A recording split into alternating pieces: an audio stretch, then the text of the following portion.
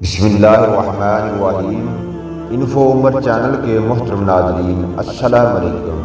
ناظرین، آج ہم آپ کے ساتھ سرکار بغداد حضرت سیدنا غوث اعظم سرکار شیخ عبدالقادر جیلانی رحمۃ اللہ علیہ کی ایک اور کرامت، انگلی مبارک کی کرامت کہ انگلی مبارک کس طرح روشن ہو گئی کے بارے میں ویڈیو میں شیئر کرتے ہیں۔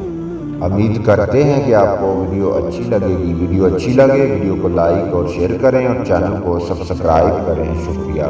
ایک مرتبہ رات میں سرکار بغداد حضرت سیدنا شیخ عبدالقادر جیلانی رحمۃ اللہ علیہ کے ہمراہ حضرت شیخ احمد رفاعی رحمۃ اللہ علیہ اور حضرت عدنی بن مسافر رحمۃ اللہ علیہ اجمعین حضرت سیدنا امام احمد بن حنبل رحمۃ اللہ علیہ کے مزار پر انوار کی زیارت کے لیے تشریف لے گئے، مگر اس وقت اندھیرا بہت زیادہ تھا۔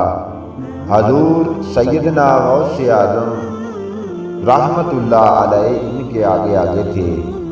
آپ جب کسی پتھر، لکڑی، دیوار یا قبر کے پاس سے گزرتے تو اپنے ہاتھ مبارک سے اشارہ فرماتے، تو اس وقت آپ کا ہاتھ مبارک چاند کی طرح روشن ہو جاتا تھا، اور اس طرح وہ سب حضرات آپ کے مبارک ہاتھ کی روشنی کے ذریعے حضرت سیدنا امام احمد بن حنبل رحمۃ اللہ علیہ کے مزار مبارک تک پہنچ گئے۔